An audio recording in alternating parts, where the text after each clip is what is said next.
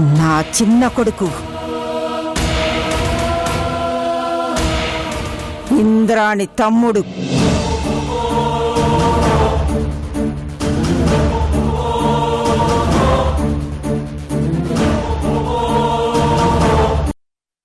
ఆగండి అత్తయ్య, ఒకసారి నేను చెప్పేది వినండి అత్తయ్య.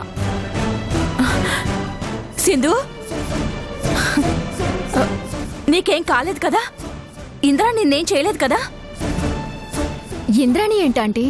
అదే ఇంద్రా నిన్ను ఎత్తుకెళ్ళింది కదా, ఏమైనా చేసిందేమోనని అడుగుతున్నాను. నన్ను ఇంద్రాణి ఎత్తుకెళ్ళడం ఏంటంటే? నేను గుళ్ళోనే ఉన్నాను కదా.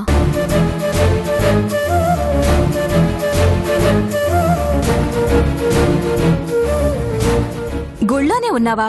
అవును, మీరెంతసేపటికి రాకపోయేసరికి ఇంటికొచ్చేసాను. అదేంటి అమ్మ నీకోసం గుళ్ళో వెతికినా కనబడలేదంట? లేదు బావా, నేను గుళ్ళోనే ఉన్నాను. ఆంటీని సరిగా చూసుండరు. ఫోన్ కూడా చేశాను సింధు, స్విచ్ ఆఫ్ అని వచ్చింది. గుడి కదా ఆంటీ, డిస్టర్బ్ గా ఉంటుందని నేనే ఆఫ్ చేశాను.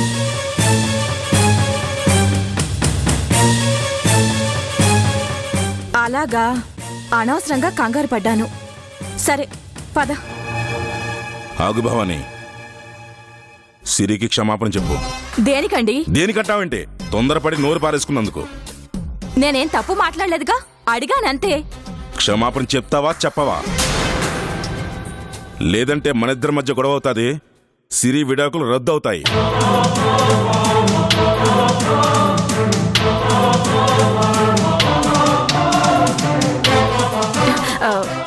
ఏమనుకోకు సిరి, తొందరపడ్డాను, నోరు జారాను. నోరు ఉన్నది కదా అని ఏది పడితే అది వాక్కూడదు భవాని. మాట చాలా విలువైనది. ఒక్క మాటతో ఉన్న సంబంధాన్ని తెంచుకోవచ్చు, అదే ఒక్క మాటతో లేని సంబంధాన్ని కూడా తెచ్చుకోవచ్చు. నోటు జారితే సంపాదించుకోవచ్చు, నోట మాట జారితే తిరిగి సంపాదించుకోలేం. ఇక నుంచైనా నోరు అదుపులో పెట్టుకో, నీకే మంచిది.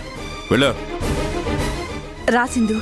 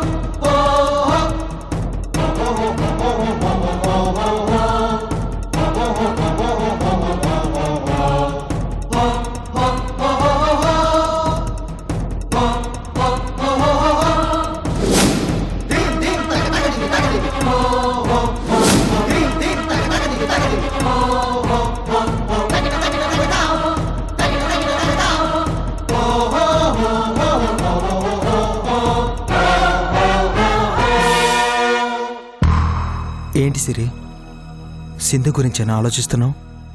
అవును సంజు, సింధు గుడికెళ్ళలేదు, ఇంకెక్కడికో వెళ్ళింది తను. ఎక్కడికి వెళ్ళుంటుంది సిరి? ఇందాక సింధు చాలా కాన్ఫిడెంట్గా నన్ను చూస్తూ వెళ్ళింది. ఇన్నాళ్ళు సింధు చాలా టెన్షన్గా ఉండేది. ఆ టెన్షన్ ఇందాక సింధు కళ్ళల్లో నాకు కనిపించలేదు. ఇంక నాకే భయం లేదన్న ధైర్యం, నన్ను ఏదో చేయబోతున్నానన్న నమ్మకం, తను ఏదో సాధించబోతున్నాను అనే గర్వం ఆ సింధు కళ్ళలో క్లియర్గా కనిపించింది.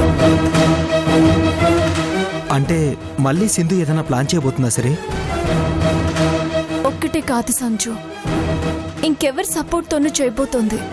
ఆ కాన్ఫిడెన్స్తోనే సింధు నన్ను చూసింది, ఇండైరెక్ట్గా వార్నింగ్ కూడా ఇచ్చింది. అసలు ఈ సింధుకి సపోర్ట్ ఇచ్చేది ఎవరై ఉంటారు? మా బాబాయ్ అయి ఉంటాడు సంజు.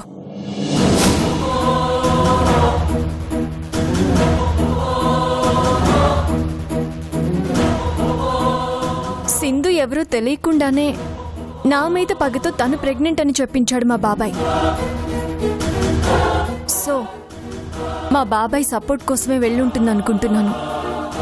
సింధు మీ బాబాయ్ని కలిసిందని ఎలా తెలుసుకోవడం? అసలు మా బాబాయ్ నేను ప్రెగ్నెంట్ని కాదని ఎందుకు చెప్పించాడో తెలుసుకుంటే వన్ బై వన్ అన్ని విషయాలు అవే బయటకొస్తాయి.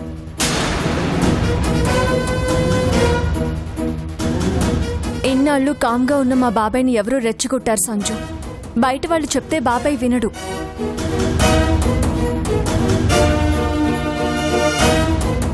అంటే అయిన వాళ్ళు అయి ఉంటారా సిరి?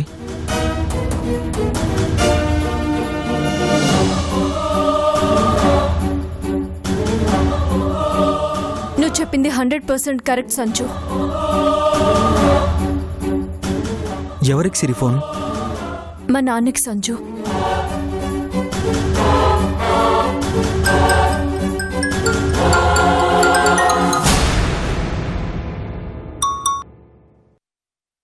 ఏందమ్మా సిరి ఫోన్ చేసినావు? నాన్న ఒక్క విషయం నిన్ను అడుగుదామని. ఏంటమ్మా అది? అవును, మొన్న అందరూ మా ఇంటికి వచ్చినప్పుడు నానమ్మ కనపడలేదు. అత్తని అడిగితే ఊరెళ్ళిందని చెప్పింది. ఇంకా నానమ్మ రాలేదా? హ, అదా మీ అత్త నానమ్మని ఇంట్లో నుంచి బయటికి వెళ్ళిపోమందమ్మా. దేనికి? నీ గురించేనమ్మా. సిరి పగోడి వారసుడికి జన్మనివ్వకూడదని, సిరి కోసం నువ్వు వాళ్ళ ఇంటికి వెళ్ళకూడదని చాలా మాట్లాడినదమ్మా.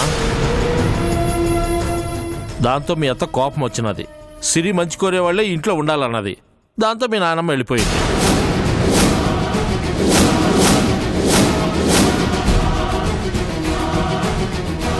నానమ్మ ఇప్పుడు ఎక్కడుంది నాన్న? ఇంకెక్కడికి పోద్దమ్మా, మీ బాబాయ్ దగ్గరికే వెళ్ళి ఉంటుంది.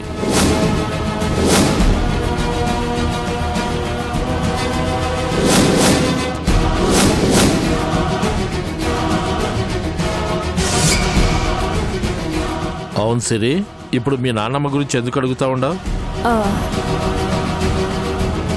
మీ బాబాయ్ని రెచ్చగొట్టి మీ ఇంటి మీదకి పంపించినదా ఏంది? చెప్పమ్మా, ఇప్పుడే వెళ్ళి వాళ్ళంతా చూసొస్తా. అలాంటిదేం లేదు నాన్న. మరైతే మీ నాన్నమ్మ ఎందుకు గుర్తుకొచ్చినది?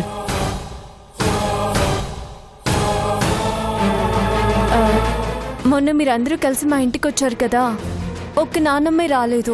తను కూడా వచ్చుంటే బాగుండేది కదా. ఎంతైనా నానమ్మ మన ఇంటి పెద్ద దిక్కు కదా. తను కూడా వచ్చి దీవించుంటే నాకు చాలా హ్యాపీగా ఉండేది. సరే, ఇప్పుడేంటమ్మా, నీ దగ్గరికి నానమ్మ కూడా రావాలి అంతే కదా? నీ శ్రీమంతానికి తప్పకుండా తీసుకొస్తా, సరేనా? అలాగే నాన్న. మంచిదమ్మా. అల్లుడిని బావగారిని అందరిని అడిగానని చెప్పు. నా అనుమానమే నిజమైంది సంజు. మా నాన్నమ్మ ఇదంతా చేయిస్తుంది. మనం వెంటనే మా బాబాయ్ దగ్గరికి వెళ్దాం పద. వద్దు సిరి, అసలే నీ మీద పగతో ఉన్నారు. ఏమైనా చేయొచ్చు. అసలే నువ్వు ఒట్టు మనిషి కూడా కాదు సిరి. ఏం కాదులే సంజు, కూర్చొని మాట్లాడుకుంటే ఎలాంటి సమస్య అయినా పరిష్కారం అవుతుంది. సింధుకి చెక్ పెట్టాలంటే తనకి మా బాబాయ్ సపోర్ట్ ఉండకూడదు. మనం వెళుతుంది మంచి జరగాలని సంజు. మంచికి స్వేచ్ఛ ఎక్కువ, చెడుకి ఆకర్షణ ఎక్కువ. అందుకే సింధు అక్కడికి వెళ్ళింది. ఆ చెడునే మనం మంచిగా మార్చుకోవాలి సంజు. పద.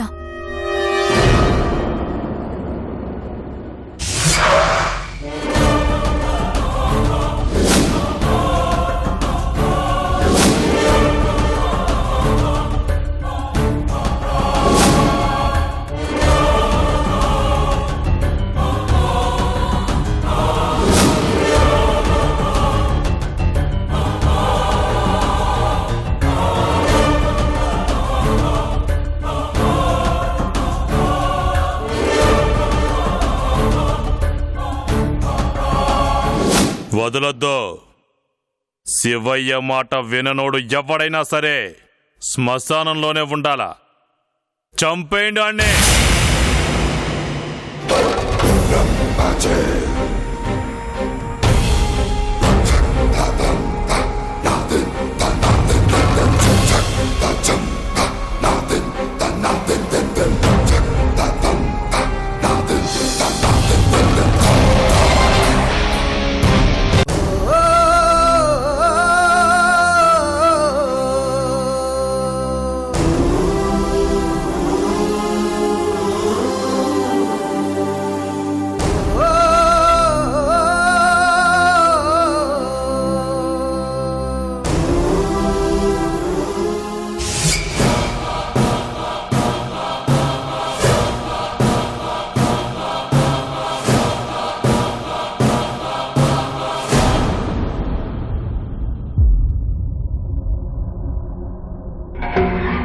బాబాయ్ ఎలా ఉన్నావు?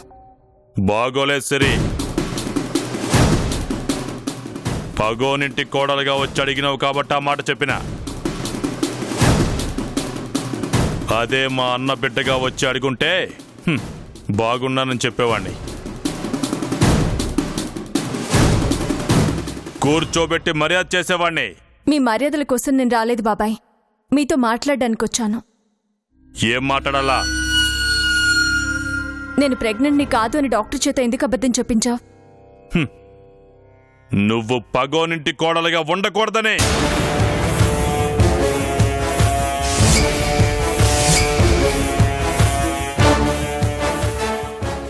శత్రువు వారసుడికి నువ్వు జన్మనివ్వకూడదు.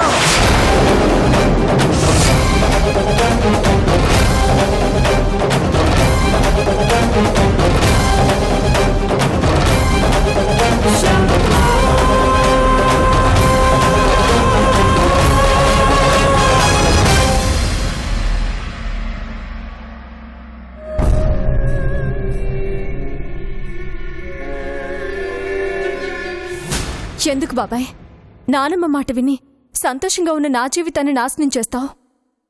ఏంది సిరి, నువ్వు సంతోషంగా ఉండావా? మా అక్కను మోసం చేసినట్టు నన్ను కూడా మోసం చేద్దాం అనుకుంటున్నావా? మీ అత్త నిన్ను కోడలిగా ఒప్పుకోవట్లేదు.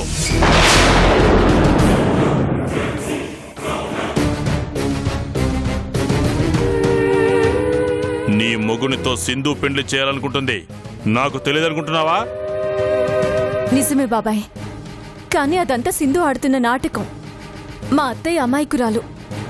నిజం తెలియక అలా మాట్లాడుతుందో తప్ప నిజం తెలిస్తే తప్పకుండా నన్ను కోడలుగా ఒప్పుకుంటుంది.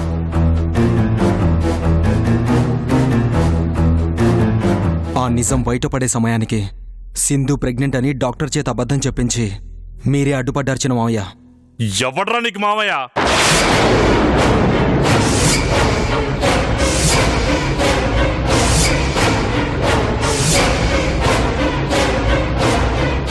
నేను సంజుకి భార్యనైనప్పుడు నువ్వు తనకి మామయ్యవే కదా బాబాయ్? కాదు సిరి,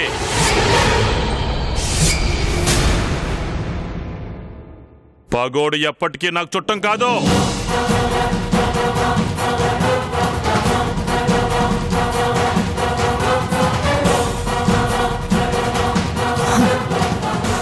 నేను మాత్రం నువ్వు నా బంధువు అనుకునే ఇక్కడికి వచ్చాను బాబాయ్.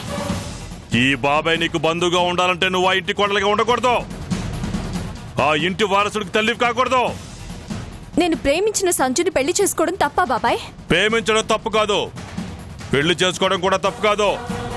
కానీ ఆ పగోడి బిడ్డను ప్రేమించడం తప్పు.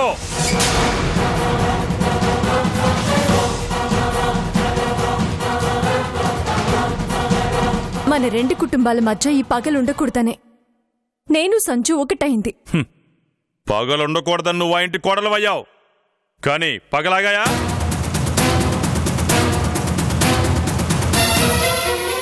నీ పెళ్లి ముసుగులో నా అల్లుడు అక్షయం చంపలేదా?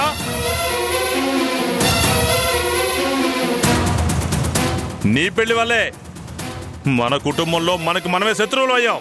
అవునా కదా?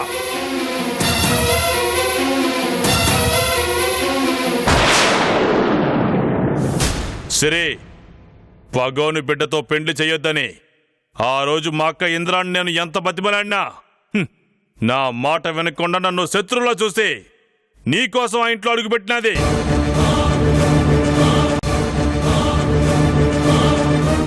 ఆ కోపంతోనే మా అక్కను వదిలేసి వచ్చినా.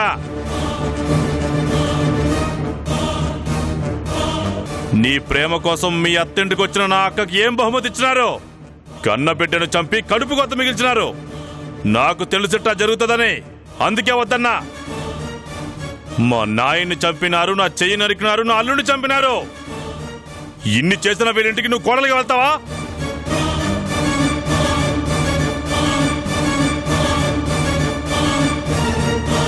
వెళ్ళాలి బాబాయ్.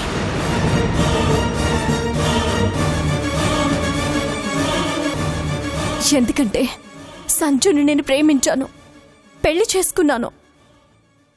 సంజు లేకుండా నేను ఉండలేను.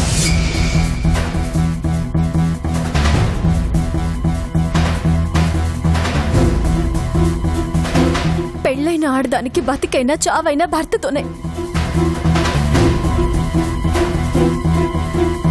నిన్ను కోడలుగా చూడని ఆ ఇంట్లో నువ్వు ఉండాల్సిన కర్మేంది?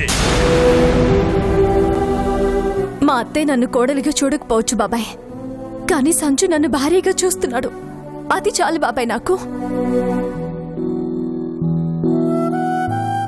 భార్యకు భర్తే లోకం, భర్తతోనే జీవితం.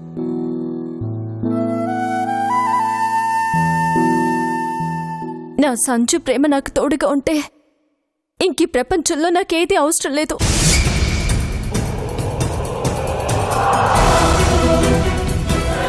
ప్లీజ్ మా బతుకులు మమ్మల్ని బతకనివ్వండి. నీ బ్రతుకులో నా సిరిను కొడదు, అదే నాకు కావాలా.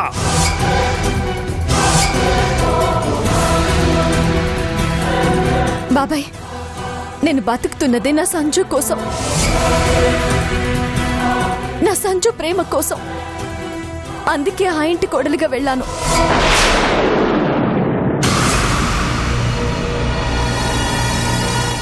వాళ్ళింటి కోడలు అవ్వబట్టేనే పగోడి చావును చూడాల్సిన మేము వాళ్ళు సంతోషంగా ఉంటే చూస్తా ఉన్నాం. నీ వల్లే మా పగ ప్రతీకారాలు సర్వనాశనం అయిపోయాయి. అవును సిరి, శత్రువుల ఫోటోకి దండ వెయ్యాలన్న మా అమ్మ కోరిక ఇప్పటికీ కోరికగానే మిగిలిపోయింది. నువ్వు ప్రేమ దోమ అంటూ సంజయ్ గారిని పెళ్లి చేసుకోకపోయి ఉంటే నేను కాదు, మా అన్న అక్కలే వాళ్ళని ఎప్పుడో చంపేసేవాళ్ళు.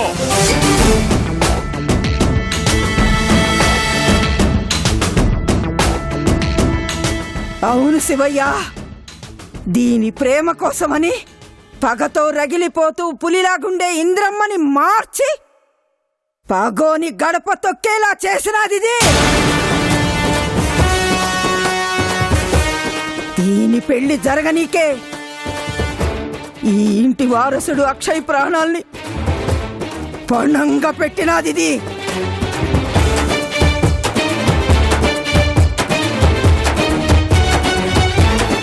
ఈ చేతులతో నా మనవడి ఫోటోకి దండ వేసే దౌర్భాగ్యం నాకు పట్టినదే. ఇంత జరిగినా సిగ్గు లేకుండా అత్తారింటికి పోయి మొగుడుతో హాయిగా కాపురం చేసుకుంటూ సంతోషంగా ఉండాలి. దీనికి పుట్టిల్లు పుట్టింటోళ్ళ పగ అనవసరం. దాని ప్రేమ, దాని మొగుడు దానికోసం ఏమైనా చేస్తుంది. చివరికి నా కూతురు ఇంద్రమ్మ నన్ను ఇంట్లో నుంచి పొమ్మంటానికి కారణం కూడా నువ్వే కదే.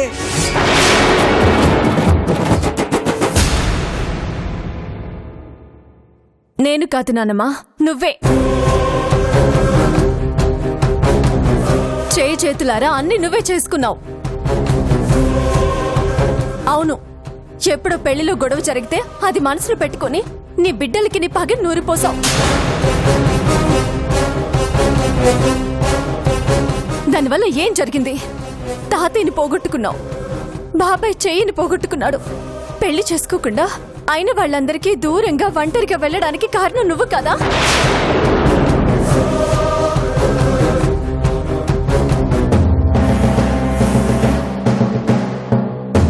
చివరికి అక్షయ్ మనసుని కూడా నువ్వే పాడు చేశావు. లేనిపోనివన్నీ చెప్పి తప్పుదోవ పట్టించావు.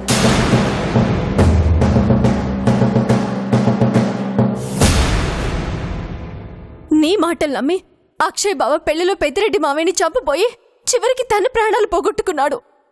దాన్ని అడ్డు పెట్టుకుని అత్తని రెచ్చగొట్టావు. నన్ను అత్తారింటికి వెళ్లకుండా చేశావు. నా కడుపులో బిడ్డని చంపాలని కూడా చూశావు.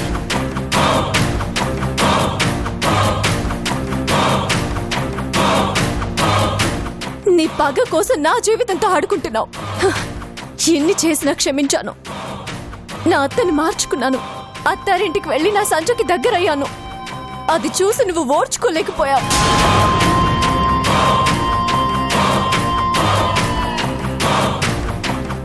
అత్త నీ మాట వినలేదని బాబాయ్ దగ్గరకొచ్చి పగని రెచ్చగొట్టావు.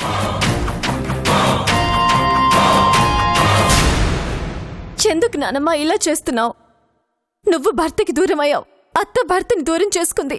ఇప్పుడు నన్ను నా భర్తకి దూరం చేసి నువ్వేం సాధిస్తావు?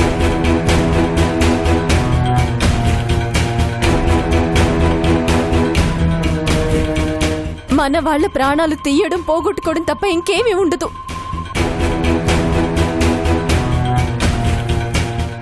బాబాయ్, ప్రేమతో పోయే ప్రాణాల్ని కూడా నిలబెట్టుకోవచ్చు. నా మాట విను. ఈ పగలు ప్రతీకారాలు ఇవేవి వద్దు.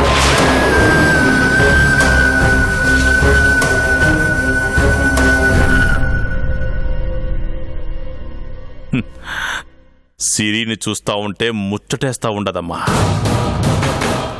సిరిలో నాకు ఇంద్రానక్క పౌరుషమే కనపడతా ఉండదే.